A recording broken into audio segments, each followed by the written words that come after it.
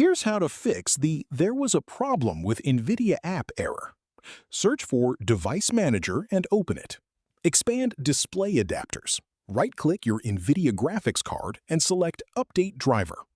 Click Browse My Computer, then Let me pick from a list of available drivers. Confirm your Nvidia card is selected and follow the prompts to complete the update. Restart your computer and check if the error is fixed. If it persists, you will need to reinstall the Nvidia app entirely. Search for Add or Remove Programs. Find the Nvidia app, click the three dots, and select Uninstall, following the prompts. Once removed, open your browser, search Nvidia Graphics Driver, and click the official Nvidia result. Choose either the Gamers and Creators option or the Studio driver, depending on your use case. Then click Download Now.